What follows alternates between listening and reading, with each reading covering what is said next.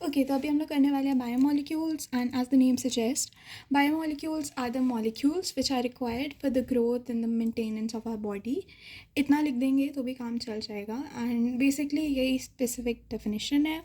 Biomolecules जो होते हैं वो हमारे यहाँ पे लिखे हुए हैं, जैसे कार्बोहाइड्रेट हो गया या फिर प्रोटीन हो गया, न्यूक्लिक एसिड, ये कुछ एग्जांपल्स हैं बायोमोलिक्यूल्स के. अब इस चार्टर को कुछ स्पेसिफिक पार्ट्स में डिवाइडेड है. सबसे पहले आता है हमारा कार्बोहाइड्रेट, फिर प्रोटीन्स एंड बाकी चीज़ें भी हैं. तो हम लोग स्टार्ट करते हैं कार्बोहाइड्रेट से.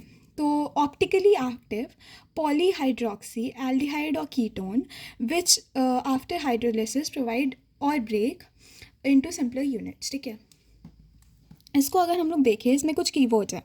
ऑप्टिकली एक्टिव, ये बहुत इंपॉर्टेंट है. ऑप्टिकली एक्टिव इसको क्यों कहा गया है उसको हम लोग देखेंगे. पॉलीहाइड्रोक्सी इसलिए बोला गया है क्योंकि इसमें मोर देन वन कार्बन्स होते हैं और भी चीज़ें होती हैं.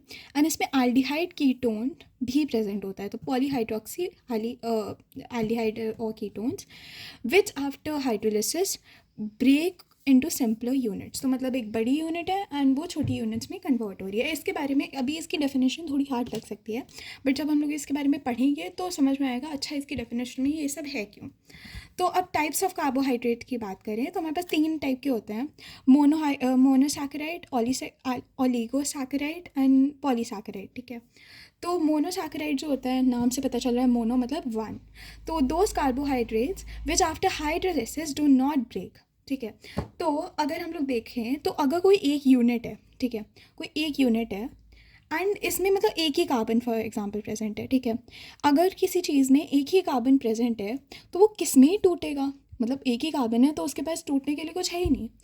तो ये वो कंपाउंड्स होते हैं जो ब्रेक ही नहीं कर पाते हैं, तो उनको मोनोसैकेराइड कहते हैं क्योंकि एक है, मोनो वन. ठीक है, या फिर इसमें ये भी कह सकते हैं कि मतलब जिसमें एक ही सैकेराइड प्रेजेंट हो उसको कह सकते हैं सैकेराइड मतलब शुगर. ठीक है, इसमें एग्जांपल होता है ग्लूकोज, फ्रक्टोज एंड गैलेक्टोज. इसके बारे में भी हम लोग आगे पढ़ेंगे, अभी थोड़ा बेसिक्स देख लेते हैं.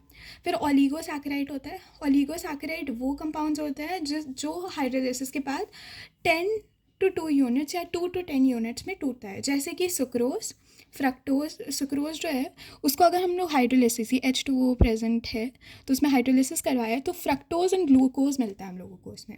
ठीक है, सिंपल सा है, बेसिक डेफिनेशन है, इसमें ज़्यादा कुछ है नहीं, बट एग्जाम में आ सकता है तो पढ़ लेते हैं. फिर आता है हमारा पॉलीसैकेराइड. पॉलीसैकेराइड नाम से पता चल रहा है एक से ज़्यादा.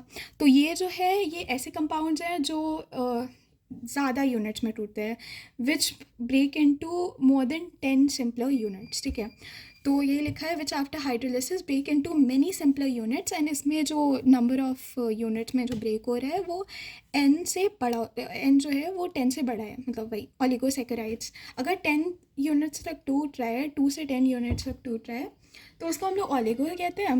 एंड अगर पॉली तब हो जाता है जब 10 से ज़्यादा होता है. जैसे कि अब इसमें अगर मैं देखूँ तो अगर मैंने लिया है 2 कार्बन्स, ठीक है, तो ये जो है ये C और C, ठीक है, ऐसे टूट सकता है. तो ये वाला जो है ये ओलिगोसैकेराइड का एग्जांपल है. ये पहले वाले ब्रेक ही नहीं होते हैं, ये 2 से 10 में ब्रेक होते हैं. पॉलीसैकेराइड वो होते हैं जो बहुत सारी सिंपल यूनिट्स में ब्रेक होते हैं. ठीक है, इसमें हमारे पास एग्जांपल आता है starch, cellulose and glycogen. Glycogen animals में प्रेजेंट होता है, ये एनर्जी के लिए होता है. सेल्यूलोज जो होता है ये भी प्लांट्स में प्रेजेंट होता है. एंड स्टार्च और प्लांट्स में प्रेजेंट होता है. एक सेकेंड, ग्लाइकोजन जो होता है एनिमल्स में प्रेजेंट होता है और सेल्यूलोज एंड स्टार्च जो होता है वो प्लांट्स में प्रेजेंट होता है. अब इसके बारे में, स्टार्च के बारे में और हम लोग आगे पढ़ेंगे भी. अब आते हैं reducing and non reducing sugar के बारे में जानते हैं. तो those carbohydrate sugar in which free aldehyde और कीटोन, ये क्वेश्चन इंपॉर्टेंट है, मतलब ऐसे डेफिनेशन आती है रिड्यूसिंग शुगर क्या होता है बताओ. तो दोज कार्बोहाइड्रेट्स और sugars which have free aldehyde or ketone present in them, so they can reduce Tollens reagent and Fellings reagent. Example all monosaccharide. ठीक है, तो इसको अगर हम लोग देखें, रिड्यूसिंग शुगर वो शुगर्स होती है जिसके पास एक फ्री एल्डिहाइड या कीटोन प्रेजेंट होता है. ये क्या है, मतलब इससे हम लोगों को इस पूरे से हमें एक बेसिक आइडिया हो गया है कि कार्बोहाइड्रेट में क्या क्या हो सकता है. एल्डिहाइड कीटोन प्रेजेंट होगा, ऑप्टिकली एक्टिव होंगे, पॉलीहाइड्रोक्सी मतलब ज़्यादा मतलब काफ़ी सारी चीज़ें उसमें प्रेजेंट हो सकती है। तो अगर हम लोग देखें तो रिड्यूसिंग शुगर मतलब बेसिकली इनके पास जो एल्डिहाइड है वो फ्री है, एंड फ्री एल्डिहाइड या कीटोन उनके पास प्रेजेंट है, और they can reduce Tollens and Fehling's reagent. ये बहुत इंपॉर्टेंट है, डेफिनेशन में आप सिंपली अपने वर्ड्स में लिख देंगे, बट ये लिखना इंपॉर्टेंट है कि they can reduce Tollens and Fehling's reagent. और नॉन रिड्यूसिंग शुगर जो है यही कीवर्ड है। तो नॉन रिड्यूसिंग शुगर्स वो शुगर्स होते हैं जो टॉलेंस और फेलिंग्स रीजन को नहीं वो कर पाते हैं, रिड्यूस कर पाते हैं। तो इसमें हो गया हमारा सुक्रोज। इसमें कोई भी मोनोसेकेराइड आएगा, सुक्रोज या पॉलीसेकेराइड कुछ भी है तो वो नॉन रिड्यूसिंग शुगर्स में आ जाएगा। अब आता है ग्लूकोज की प्रिपरेशन के बारे में बात करते हैं।